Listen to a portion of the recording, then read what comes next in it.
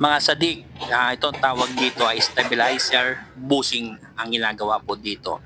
Bakit po ba pinapalitan natin ito? Ito po ay nakaramdam po tayo na maliit na tunog sa loob ng ating sasakyan kapag dumadaan po tayo sa lubak-lubak. Minsan po sa mga customer po natin, marami na po na napapagawa pero hindi nawawala po yung tunog. Lalo na sa mga high-end na sasakyan, minsan po ang stabilizer po ay hindi po katulad nito na sa labas lamang po nakalagay. Pero kung mapapansin po natin, ang stabilizer po ay malaki pong naitutulong ito sa ating pong sasakyan.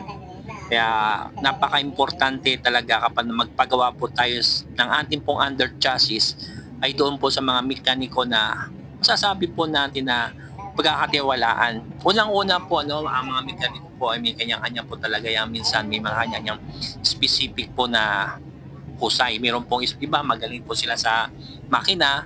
Ang iba naman po tinatawag po natin sa engine overhauling sila, meron po mga troubleshooting, meron din po tinatawag po natin sa mga automatic transmission at meron din sa under chassis mechanic po.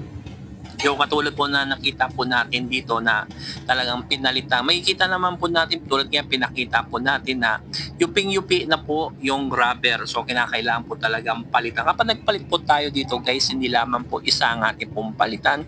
Importante po dito ay ating pong napapalitan ay dalawa pong stabilizer bushing ang ating papalitan upang sa ating pong pagpalit, pag road test po natin, ang tunog ay mawawala. Kasi kapag isa lamang po, minsan po makakarinig pa rin tayo, makakaramdam pa rin tayo ng maliit na tunog po sa inner chassis ng ating sasakyan. Muli, Mr. Pads Mechanic.